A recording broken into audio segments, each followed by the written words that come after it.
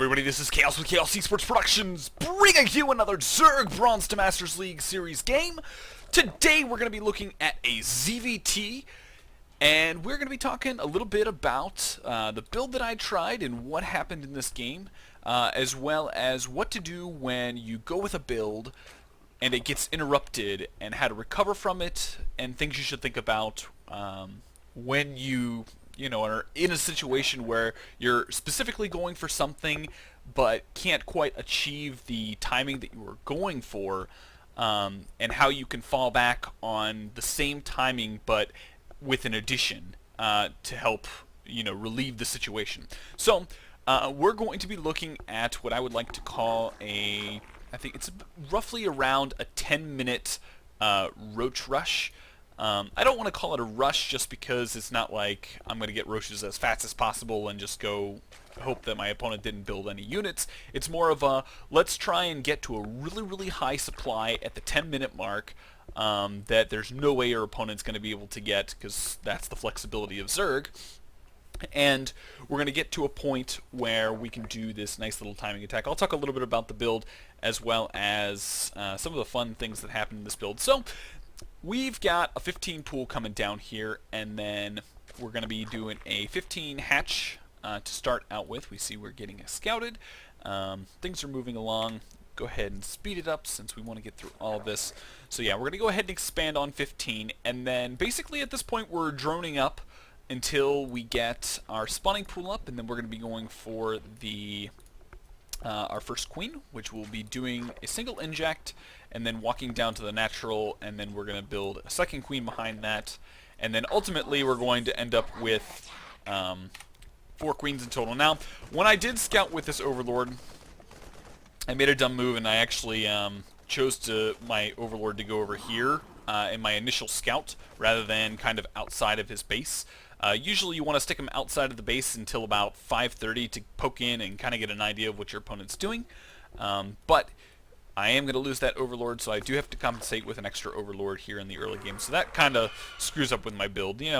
Small little tweaks have to be made as a function of either mistakes or just, mishaps that come along. So now at the 5-minute mark, we're going to be planning down a couple gas, and then once those are finished, we're going to be throwing 3 guys into each of those gas geysers, and then this is going to be followed up with a lair once you get 100 gas, and then you're going to immediately throw down your Evo chamber and go with your Roach Warren just after the Evo chamber gets planted down. So things are going fairly smoothly at this point. Doing our injects, doing a pretty good job keeping those up. Now, this is where things start to go a little bit hairy. He does scan in my main, and, I don't really think that much about it just because, I'm at a point in the game, I don't really feel like he's going to be doing anything, too terribly early with his pressure. I did see 2 racks, but 2 racks is not usually too indicative of a super fast push, which is actually opposite of the case that happens this game. So at this point, my first mistake is these 2 lings are not heading toward the tower at this point. That should have been where they were rallied as opposed to the front of my base. And that would have at least indicated that, hey, I've got Marines at my front door. And actually, these Marines are going to come in and actually do a fair amount of damage. I'm going to microwave the queen around and get a couple of the Marines pretty easily.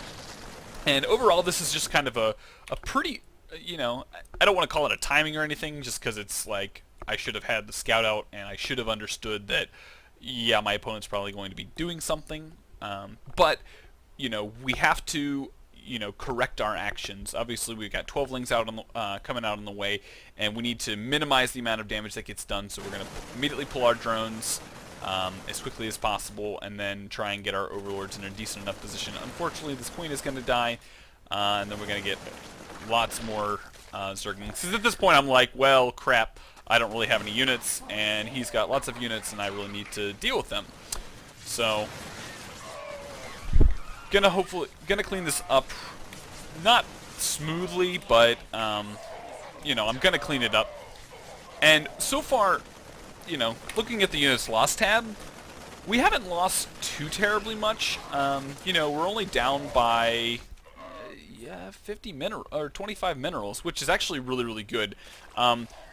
The key things that would have made this really, really bad is him taking out my expansion and probably taking out all of my queens. Had that happened, I pretty much would have been GG at that point, just because without injects and things like that, as well as the second base production, you just can't do anything.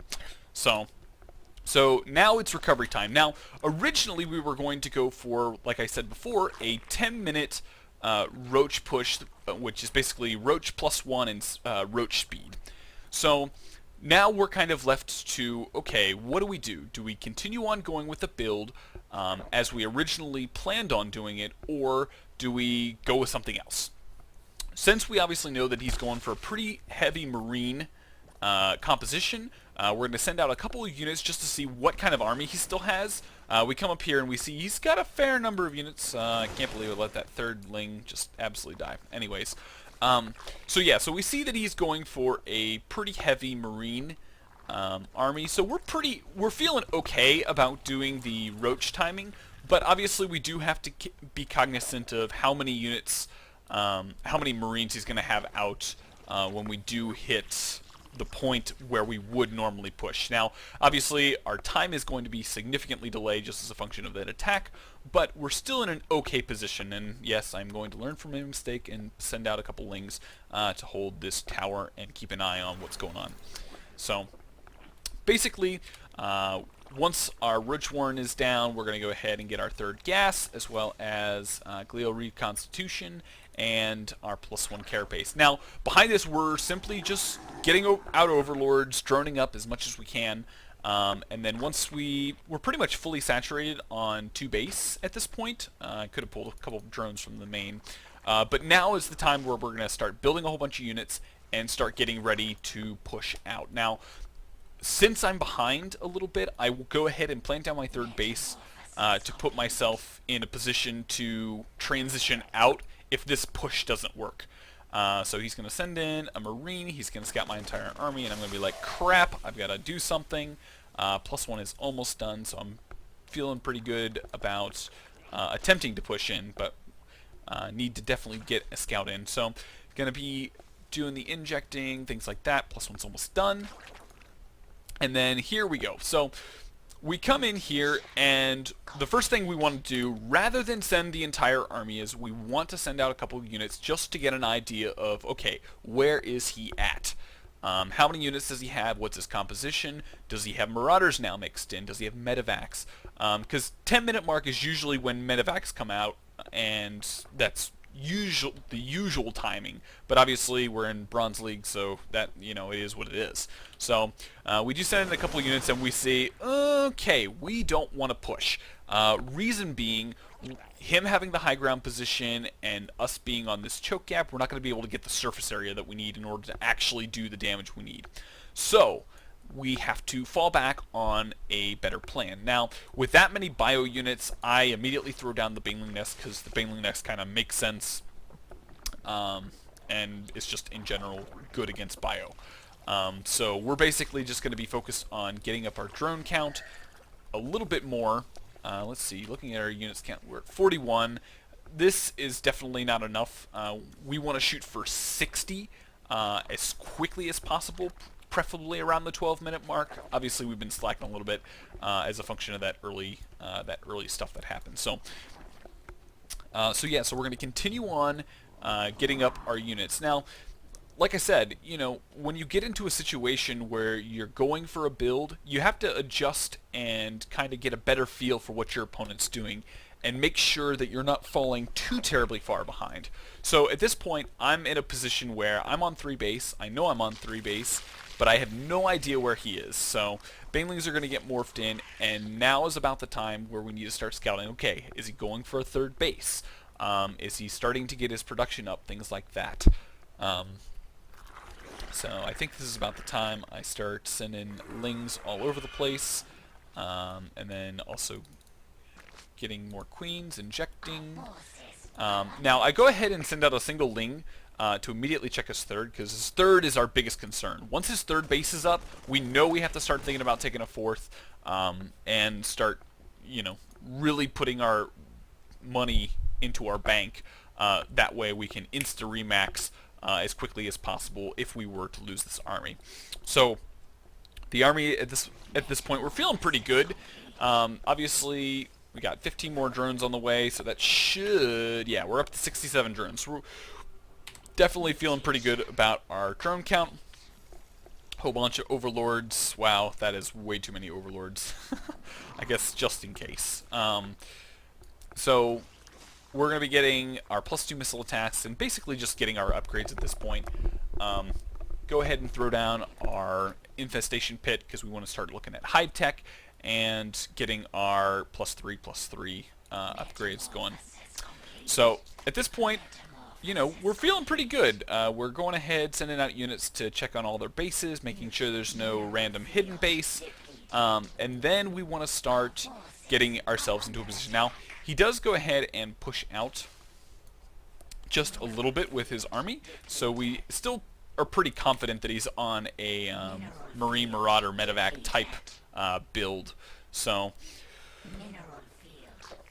at this point, I think, this game was played pretty well just because we understood that after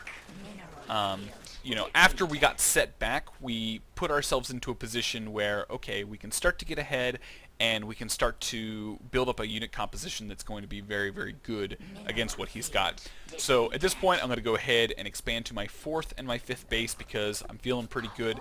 And here is where a key opportunity arises. Now, we see that he has brought his entire, or at least a portion of his army up to this portion, kind of this high ramp. Now, he could have easily picked up a handful of units and brought them back into the main, but this is an opportune time to get my banelings into position and actually take the engagement. Yes, we're going to be fighting up a ramp, but with the banelings in front, we're going to be able to push him back onto the platform and be in a really, really good position. So he sees we're coming. A whole bunch of banelings are going to connect really, really well, and yeah, he's going to basically get into a corner and not really have anywhere to go.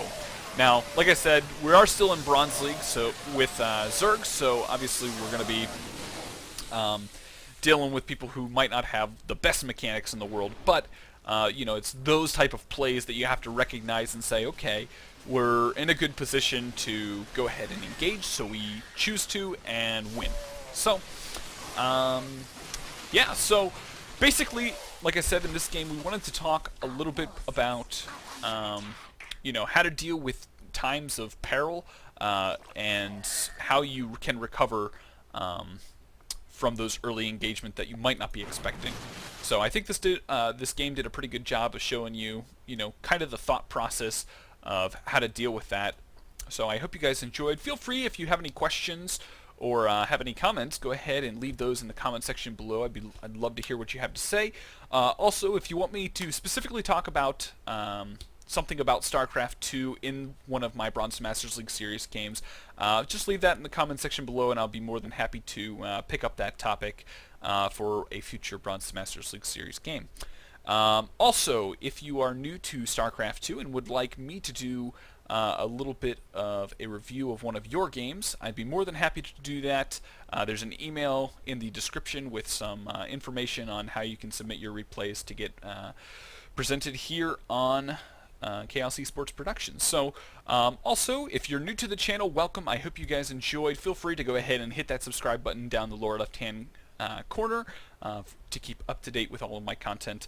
As well, feel free to go ahead and hit that like button and share with all your Zerg friends on Facebook and Twitter. So, I hope you guys enjoyed, and I will see you guys in the next game.